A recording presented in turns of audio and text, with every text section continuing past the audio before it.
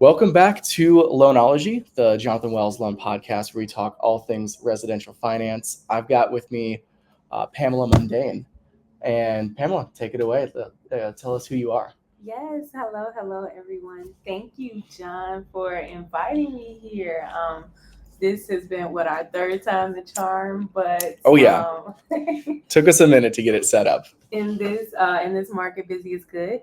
Absolutely. My full name, Pamela Mondane. I'm a Illinois realtor with Coldwell Banker Realty. I've been in the industry since 2020, and it has been an interesting ride. It went from um, incredibly low rates to to what people consider high. I don't consider it high.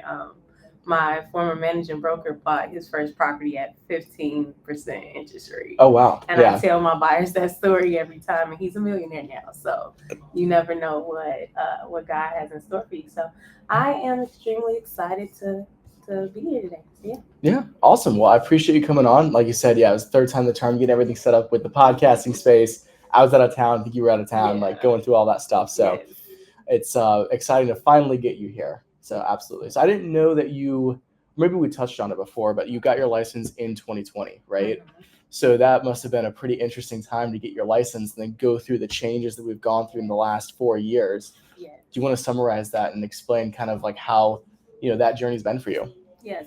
So I feel like I actually had a little bit of a leg up from other new realtors at the time because I have a background in corporate finance and wealth management. So I'm used to being in this sort of high pressure setting. Okay.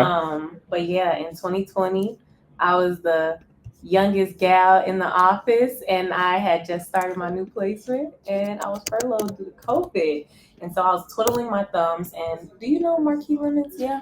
Marquis Lemons. I've heard the name before. So Marquis Lemons, she is with Exit Strategy now, and her son is Skylar Lemons. He's also a really great young realtor as well. Okay.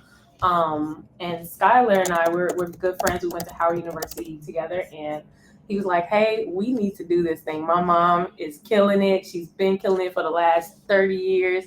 Let's do it. Let's jump into the market now." And so I always thought real estate was sort of like a 9-to-5 job, and lo and behold, I was completely wrong.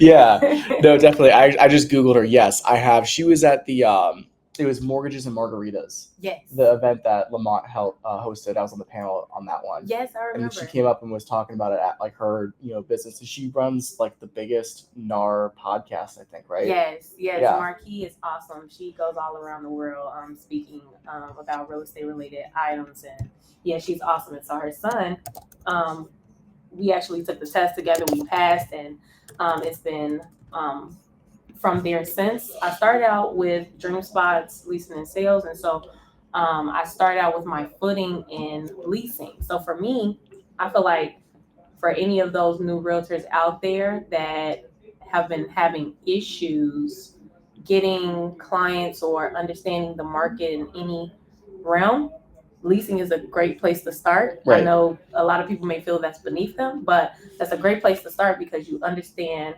real estate on a micro level in order to adapt it to a macro level and understand the full process.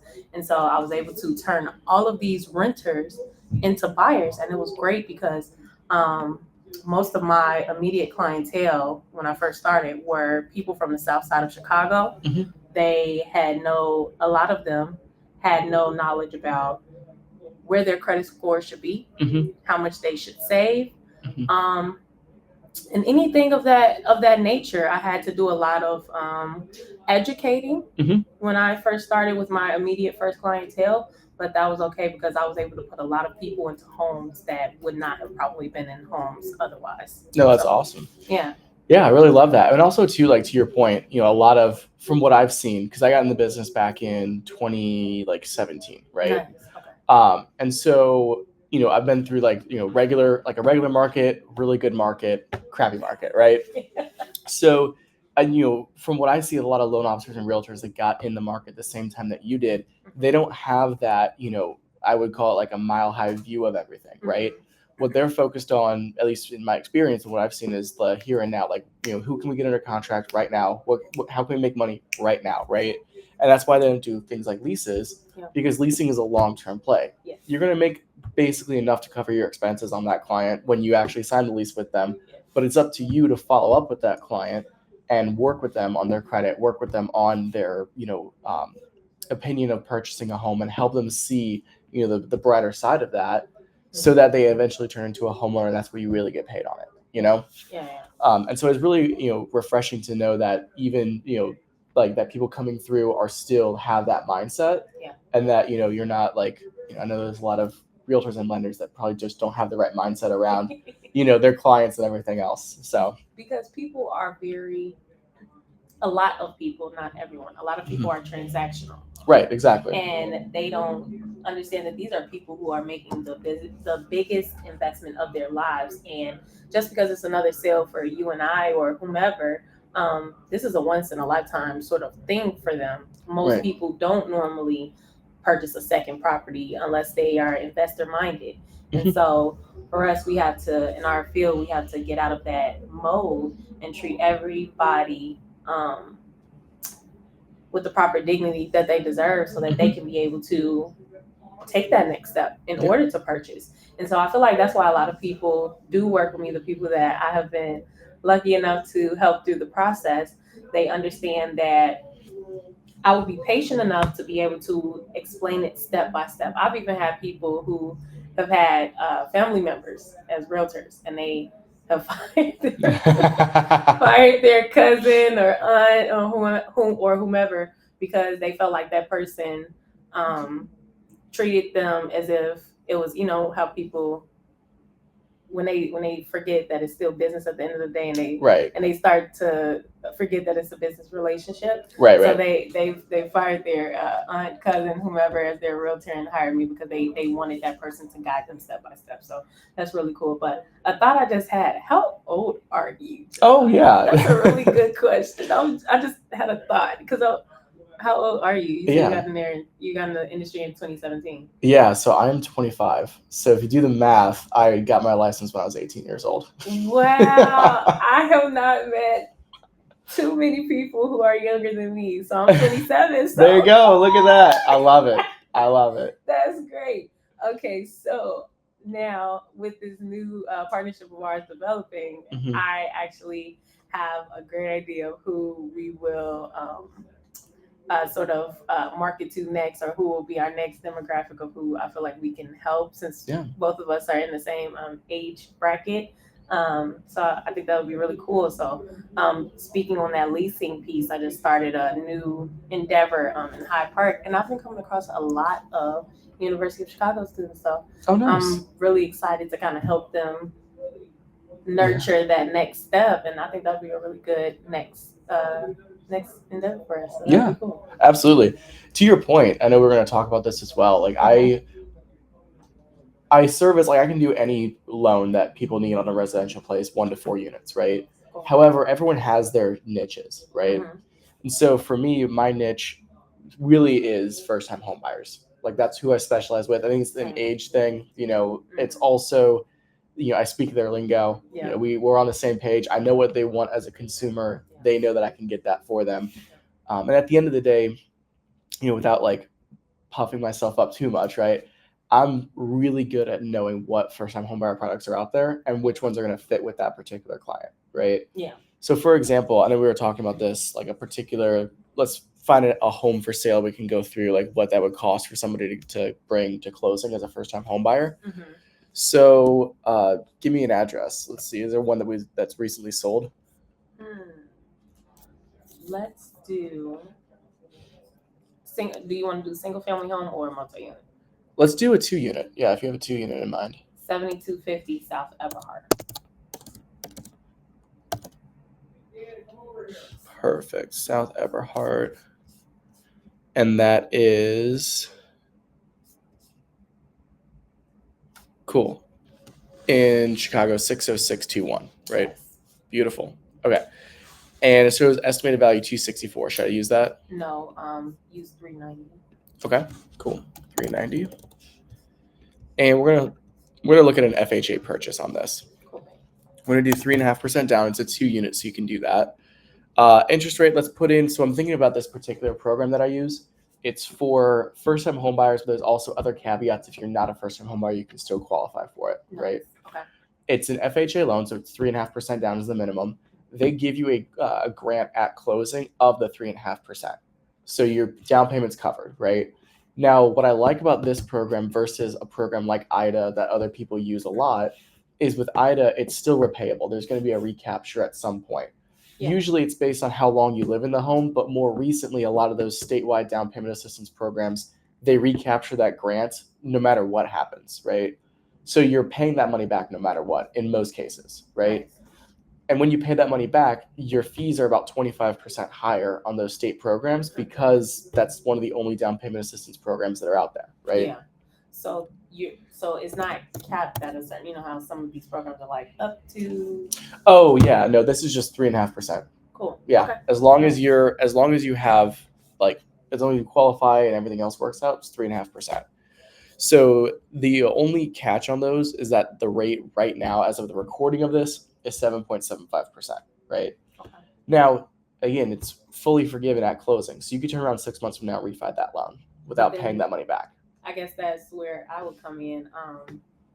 If we were to get seller concessions, we can buy down that rate from the 7.7. Not necessarily, Okay. but also like again, since that money's forgiven at closing, you can refi in 6 months and get a lower interest rate. So that's what I do with all my clients. Like, just take the rate now, make the payments. I'll refi you in 6 months, right? For the full down payment, that's not bad. Right. No, exactly. For the So full 3.5, yeah. 100%. Some of these other programs, it's only $3,000, up to $3,000, up to $5,000. Whereas on a property like this, they're 3.5%. Oh yeah, no, absolutely. So appraisal fee, you're looking around probably $850. There's no processing, and they return the underwriting fee, so you don't pay that either. Title fees, I'm going to put $3,500 because Illinois has some higher title fees. I'm going to leave the admin fee in there. Pretty much every other fee is going to be accurate on that. We're also going to add a broker fee. So that's since it's a broker deal, I have to charge 2.75% for my cost, which we can get seller credits to pay for and everything else. So 2.75. And then we're going to add in a seller credit. So concession. Put in 10,000, please. Perfect. Contribution of 10,000. These are real numbers. I want to see what your number would have been had I made. Yeah, absolutely. And then we're also going to do a tax credit. Mm-hmm. So what were the taxes on that property? Off the top of my head, I have no idea. Want me to look it up real quick? I mean, yeah, I can look it up here. Okay. Yeah, 7250 South Emerald. That's in Cook County, so. Mm-hmm. Oh, cool. You use Cook County property tax. 7250. South Everhart. Oh, okay. I was looking at Emerald. That's why.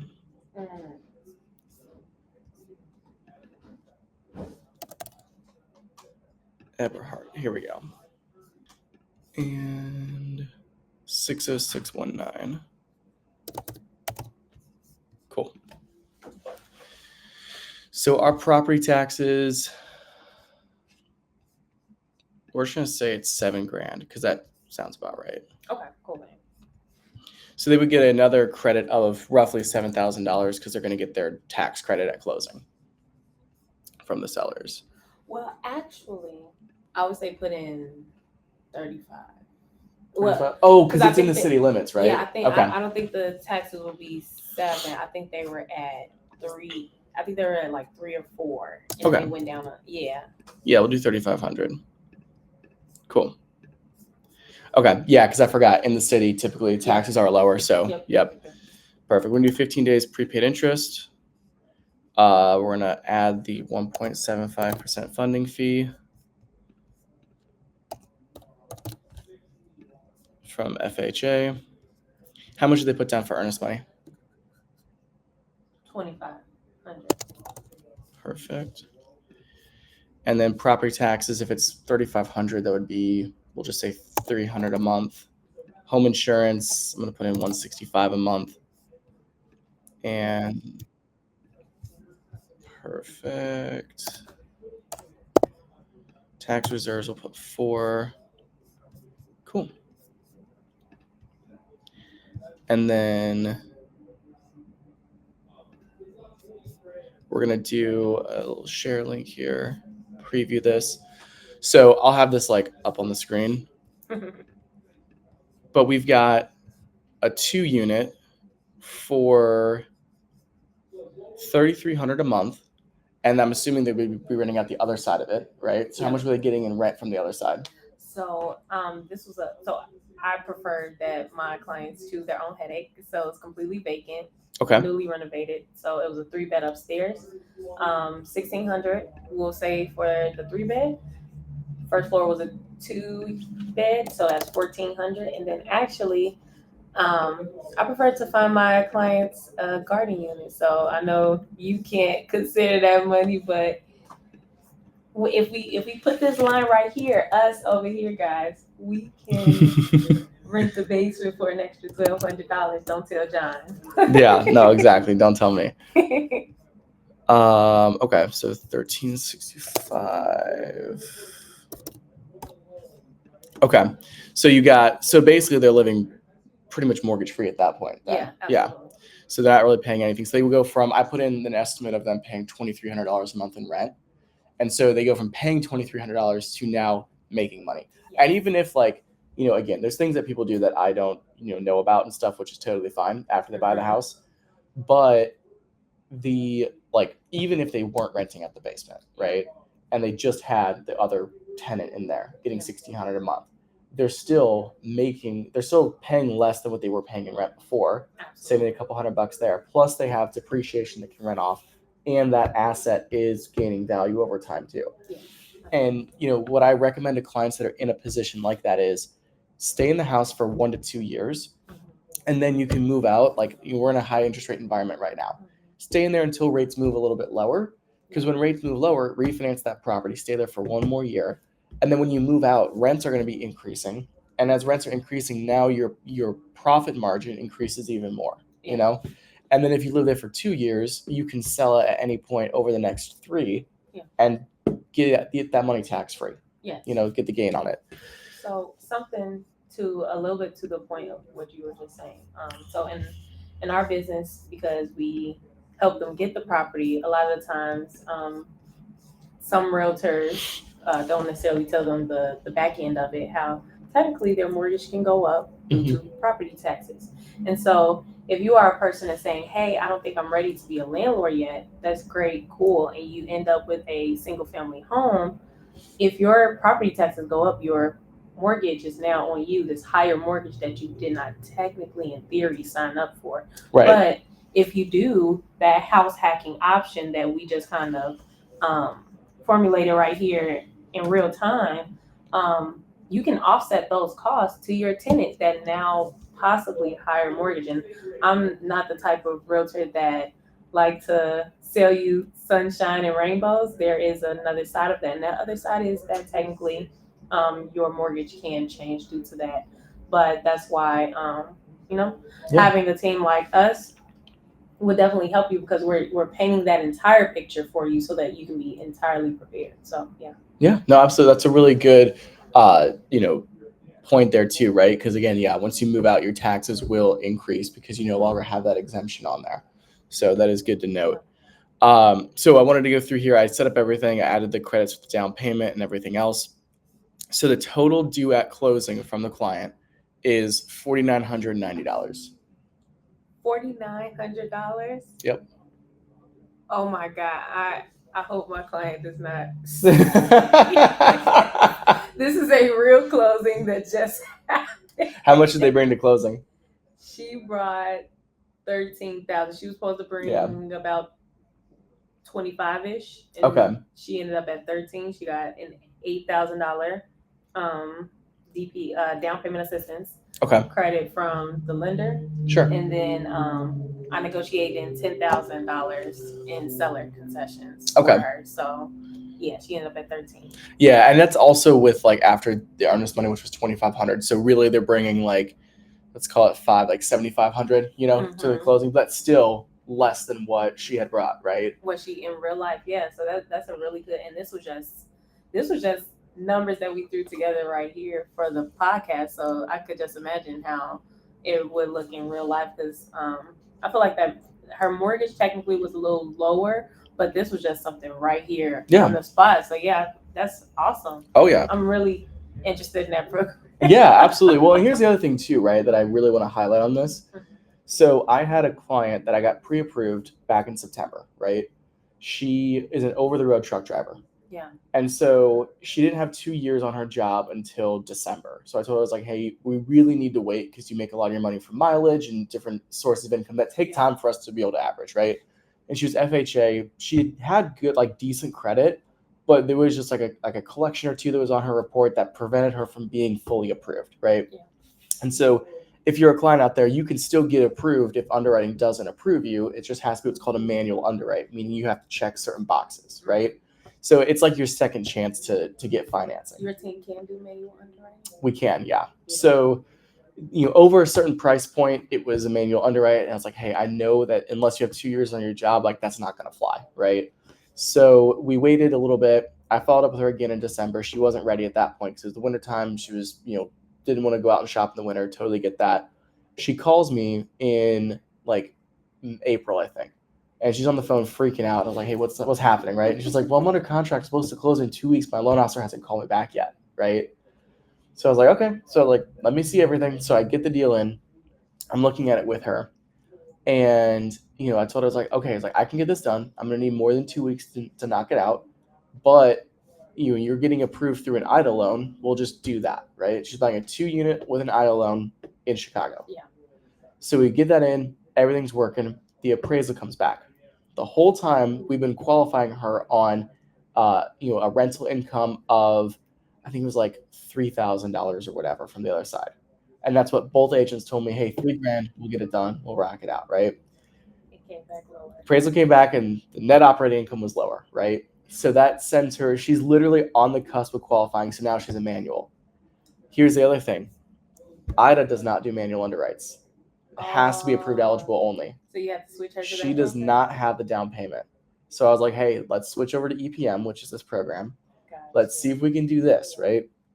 So I had to beg, borrow, and like steal from these agents to get this. Like, hey, I know we're supposed to close out in a week, but we gotta push closing out a little bit longer, right?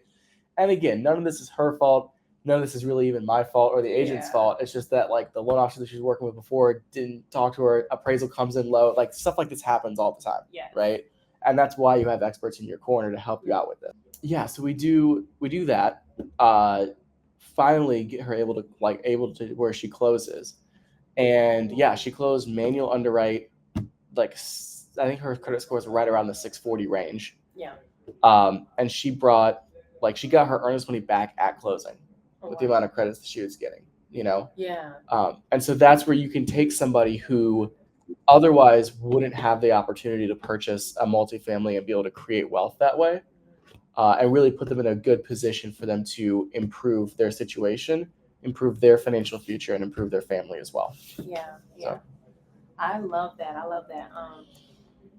So many people come to me and they ask me how can they bring less to the table, that they start the process same way. I feel like maybe because I'm younger, I feel like a lot of the times people go to their parents' agent or whatever. But the thing is, because I'm young and maybe you have that same experience as well, that I pride myself on knowing what I know and knowing it well. Yep. And so I have to prove to them why they should use me versus that 40+ year agent. And these type of engagements that we're having right now is one of the ways that I stay on top of my market by not by having some sort of blind loyalty to any one referral partner, but making sure I'm using the best person for that particular job. Yep. And so that sounds like a really great program that I'm super interested in exploring for my next couple of deals. So yeah. Yeah, absolutely. And so, a couple key highlights. The most they'll do is 2 units on this one, right? Pretty much any kind of a grant program, they're not going to let you get 4 units on it because they know, like, at that point what you're trying to do, right? But again, 2 units are going to be great. It's going to help supplement your mortgage payment. You'll be fine. You do a refi in a couple of months, you're paying less anyways, right? And to your point as well about the being a younger agent or being younger in the business overall, I do think it's an advantage for someone to work with people like us, because a lot of seasoned agents or seasoned loan officers see the world in one dimension that they've been doing their entire career, right? Yep. And if there's one constant in real estate, it's that it's going to change, right? Everyone says that. And so I'm always looking for new products and new things that are out there to help with my clients, right? And if I know a competitor of mine is doing a program, I'll find out what that program is and bring it to my boss and be like, hey, can we get set up with this? Or is there some way we can do this program as well, right? I love that. Because I don't want somebody to come to me and not have, the option that they're looking for. Yeah. And even like a classic example of this too, I had a client that wanted to close in a land trust, which you can actually do. Depending on the company you work for and their contract with Fannie and Freddie and what they allow in that contract, you can close in a land trust. Nice. Didn't know that until the client brought it up to my attention. Wow. And I was like, okay, how do we do this? And if we can't do it as a company, how do we get approved to do this like right away, right? Because I want to be able to pitch that now to people and say, hey, this is an option that you have as well that you might not have known about, right? That's super cool. Nice. Absolutely. I feel like you got a lot of stuff that I can pick your brain on. I don't know. Yeah. Well, I mean, I think that I know I'm gonna get out here in a few minutes. But yeah, I mean, honestly, let's plug some of the successes that you've had over the last 12 months, right? What's been your craziest story of a deal in the last 12 months that you ended up finally closing? I'm sure you have a few of those. So, honestly, I do have crazy stories, but I like to tell people that my job as the realtor is to clarify, demystify, and organize. And I'm very keen. I'm very picky on who I work with. I will be honest. Sure. And so that organized part, I'm very, very, very picky about, because I don't like big issues. Right. No, so for sure. A lot of mine don't really have too many fires, but because we have a lot of first-time homeowners, one of my deals almost fell apart because of a $200 collection. Oh God. Yes. So that was probably one of the wildest stories from the last 12 months, because a lot of people may say, well, hey, it's only $200. Right. But for me, I like to explain to my clients that, hey, why would John and his team lend you $200,000 and you can't pay a $200 collection? Because a lot of people go to these credit gurus and they delete everything, but they don't realize that it pops back up. Yeah, no, for sure. And that's one thing, we can talk about this all day, but for the most part, my hot take on credit repair is that it's a scam. Is my hot take on it, right? Me too. So I tell people that like, oh, I'm going to give you credit repair. I was like, please don't do that. I'm like, because at the end of the day, what obviously you and I know this, but for anyone out there that's listening, all they do is they just dispute everything on your credit report. And so, and they'll what they'll also do, some of them will just tell you, hey, quit paying your debts, let all of them go into collections, and then we'll settle them in collections so you pay less than what you owe, right? All of that is terrible advice, because if you dispute something, you bring the most recent, action on that current, and that would jack you up for a mortgage. Also, you have to undispute a lot of those debts too, depending on the types and amounts and everything, when you apply for a mortgage as well. So it doesn't really help you out at all anyways. And then obviously, you letting your credit go and, having everything go to collections, that sucks too. You're not going to get approved for a mortgage on that way. Now, I do use a credit repair service, even though I believe it's the majority of it's a scam. The credit repair service that I use, they are the number one in the nation. Nice. They have they are designed for loan officers to get their clients approved for a mortgage. Yes. And I get if I send them a referral, they will send me an entire breakdown of how that client can actually get their credit approved and how long that's going to take. Right. See, that's the difference. You said specifically for a mortgage. So a lot of these a lot of these credit people, a lot of these credit gurus, they're trying to just get your credit up so you can buy anything, something, a car, whatever your heart desire. But a lot of them may not even own a property themselves, and so they are not preparing you for those particular steps. Yep. And so that I feel like was the big difference with your credit partner, which Yeah, absolutely, 100%. And so if you guys need credit repair, reach out. I'll put the contact information in the description of this podcast as well. So happy to help you out and get you connected with them. They do charge money, right? That's their business. So a lot of times people, go into this and like, oh, I don't want to pay, the sign up fee, then the monthly fee, right? And it's worth it that you're investing in yourself, right? We just ran the numbers. You could buy a multifamily for under $10,000 for sure. which is crazy. And I thought I got the girl a good oh man. I hope she doesn't see this post. You can buy a cash flowing asset for less than $10,000, right? And you're gonna live in there too. So you're removing your living expense and you're increasing your cash flow, all for less than 10 grand, right? The only thing that might be holding some people back again is their credit, right? Yes. So take the opportunity, invest in yourself, make it happen. And yeah, any closing words? I would say that in order to purchase a home, you have to be a very disciplined person, but you also have to have a lot of faith.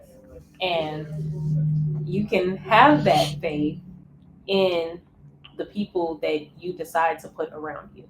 And so I myself am very picky on who I work with, and I'm sure the same with John. And so I'm really excited about this new partnership that we are developing, and good luck, kudos, and Godspeed to everyone out there that is deciding to take this journey with us. So yeah. Awesome. I appreciate that. Thank you, Pam.